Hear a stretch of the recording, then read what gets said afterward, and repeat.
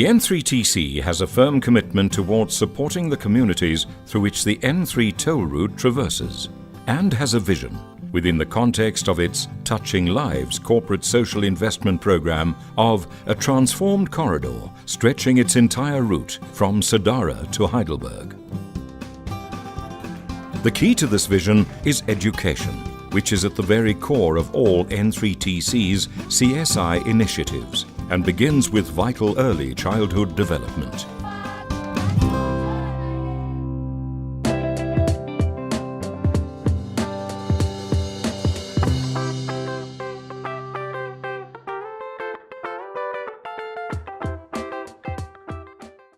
The Singerquasar Project in Howick is a perfect example of the importance of education through its implementation of an early childhood development program to meet the learning needs of children aged between 1 and 5 living in poorer communities in South Africa. This is done through training and mentoring caregivers at creches to implement a program of learning through play and of making educational toys and teaching aids from recycled materials. Singerquasar believes strongly in empowering women who have shown initiative by helping them to improve their creches and converting them into educational centers of excellence, as opposed to merely providing a babysitting service. The difference in the children is phenomenal. When you see the children in our creches, their eyes are alight and sparkling. They're interacting with the teacher, they're interacting with each other. They're ready for knowledge, they're ready for learning. And I find it so exciting to see the interaction from the teacher's side too, because so many teachers see themselves as merely a babysitter, just an arbitrary person who must just sit there and make sure the children are safe during the day. And suddenly they see how important their role is, and they are interacting and engaging with the children, and the children respond so beautifully. So it really is so exciting to see the program working.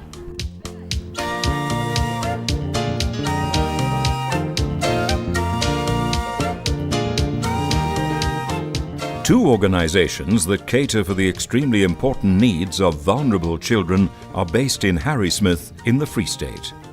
The Mamelo Support Group in the Intabazwe Township provides after-school care for children through a multi-purpose center, where they receive a nourishing meal and have the opportunity of playing board games, reading, and getting help with their homework. The group describes its purpose as providing prevention and early intervention to curb neglect and maltreatment at home. The champion of this amazing support group is Manana Malloy. You mense ke spayali for hela. Untate kon me Andy and tate Neil told me CEO rera ke spayali for mense rera let me help. Ja, want dit was nie so gewees hierso. Die kinders hulle sommer op die grond geset en dan het dit vir ons kappes en die meubels gekoop. Ons het nie toilet gehad nie en dit was lelik daar agter want die mense wat daar by die hostel bly, hulle het so kom mors en al daai dinge. Ek lees altyd daar by die Isaiah chapter 41 verse 10 to 13 and then do not fear but God is there. Yeah, he will hold you on the righteous right hand. Yeah.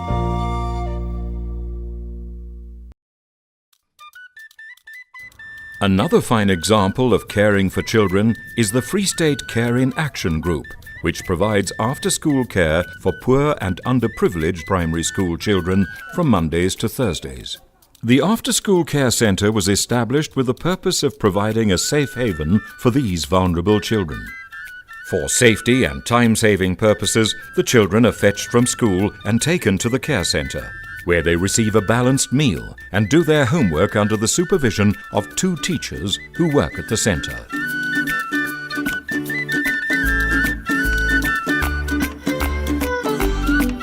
Of course, a hugely important aspect of all education projects is teaching people from all walks of life the importance of the environment, of protecting and nurturing our rivers and streams, the wetlands, grasslands, and forests. Wattled cranes are the rarest crane on the African continent and listed as critically endangered in South Africa.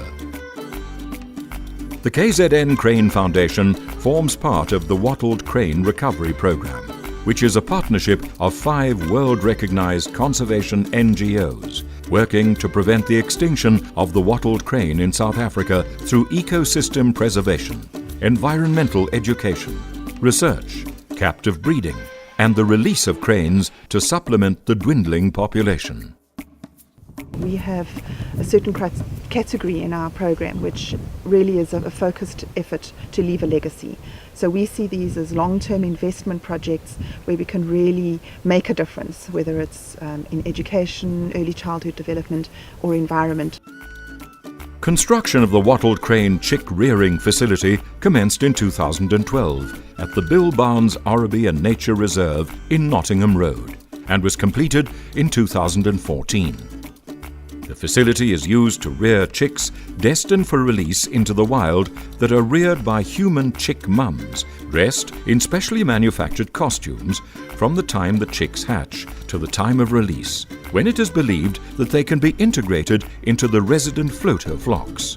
Crane chicks must be reared in strict isolation from humans to ensure that they are fully integrated into the wild. So the main aim is to get these birds to a point where that we know they'll instinctively forage, that they will want to be in a group of birds, because that is the natural place, that is the place they are going to go and be released to, and that is called the floater flock. Now this is a big mixture of birds of different ages, and they're not paired off yet. They haven't gone off to find their territories and go and make babies. So what we will train them to do next year is to be fit enough to fly as far as they need to. We will teach them how to be in a flock and to encourage them to learn that that flock is their safety, and that they can roost in water, and that is so predators won't get to them. And once we can teach them those three things, and that we will do next year with the new birds, then we can release them to those floater flocks. And the rest of the education will come from that floater flock. The Crane Foundation's vision is to use cranes as a vehicle for increasing environmental awareness, based on the species' absolute dependence on freshwater wetlands and grasslands.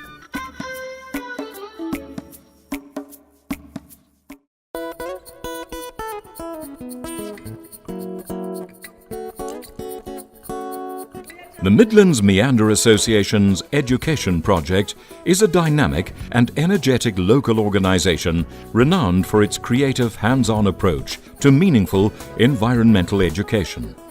The facilitators, also known as the Bugs, are colourful, diverse and passionate people with unique teaching skills. The Bugs partner with schools in rural areas through co-teaching interactive lessons aligned with the national curriculum, while promoting environmental education, reading, writing, gardening, arts and life skills. The ongoing effects of the Midlands Meander Education Project are far-reaching and are certainly showing remarkable results. We bring a different dimension, so we come with creative teaching methods. We use Rudolf Steiner's methodology, so it's head, heart and hands. So everything we do, we think about things first, then we reflect and we evaluate, and then we use our hands and we take action. So all our lessons are based around that.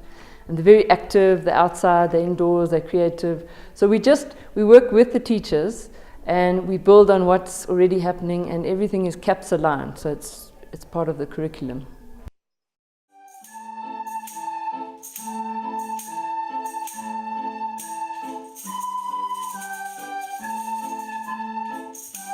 Music Voyage is a grassroots, community-based music project that connects youth with the creativity and discipline of music. The program inspires youth to take charge of their own lives and recognizes that rewards come through passion, commitment and perseverance.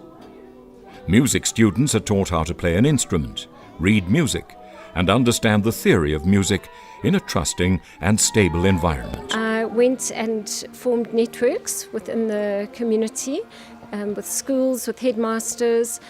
They needed to trust me, I needed to trust them, and it was that whole process that actually I think is our strength now, because we've got a lot of credibility within the community. The importance of achievement through effort is emphasized, along with performance competence and etiquette.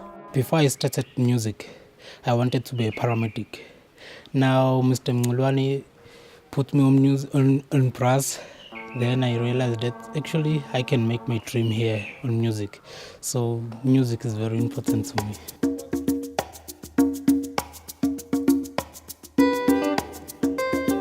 N3TC, by the very nature of its business, prioritizes maths and science on its education agenda and has committed a large portion of its Touching Lives efforts towards projects that are specifically aimed at learners and organizations that excel in these subjects. Another project making an enormous difference to both teachers and pupils is the Mobile Laboratory Project, devised by the Midlands Community College to address the problems experienced at rural secondary schools as a result of lack of resources and suitably qualified physical science educators in the Midlands. Technicians, appointed and trained by the Midlands Community College, use the mobile laboratories to visit the schools and provide hands-on education, incorporating practical experiments and demonstrations to learners at 43 under-resourced schools. It's the feedback from the teachers that most students at some schools are taking science, as science was a subject that was feared by most students. Most students were going to accounting. So what happened is when we come to the schools, the other students are actually standing outside and want to learn what's happening inside. So more and more students are taking science. Protec, the Programme for Technological Careers, which was established more than 25 years ago, identifies talented pupils and puts them on a supplementary enrichment programme made up of Saturday classes in English, mathematics, physical science and careers guidance, and provides assistance with university and bursary applications. The commitment is huge. Every Saturday, 30 Saturdays a year, 1 week every school holiday, Easter, July and September, for 3 years, and for some of them 5 years if they start in grade 8, so they really do work hard. The Protec vision is to be a leading contributor to the human resource pool for technological careers by equipping students to succeed in secondary education.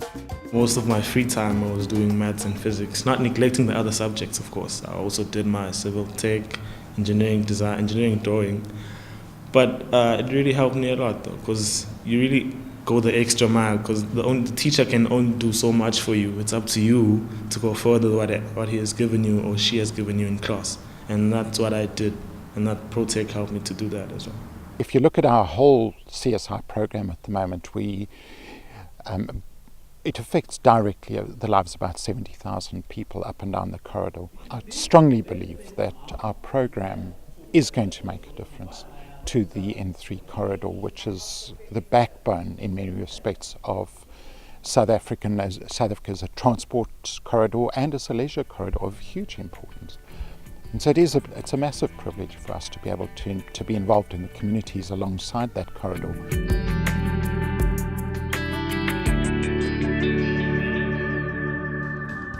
An important aspect of N3TC's Touching Lives programme involves caring for mentally disabled people.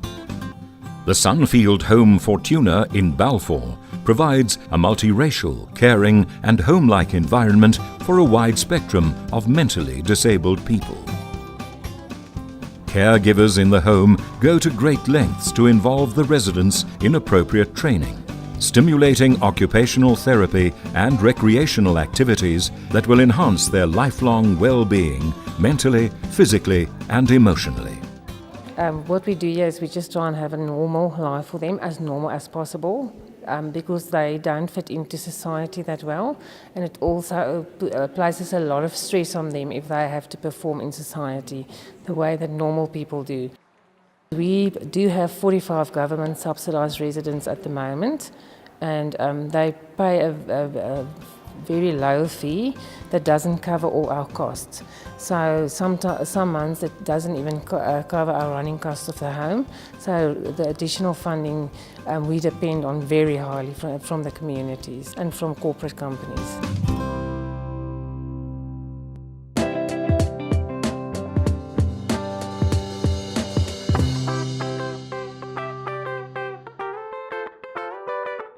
The Maloti-Drakensberg region of South Africa is a registered World Heritage Site, renowned for its biodiversity and cultural values, and is the habitat for a critically endangered species, the bearded vulture.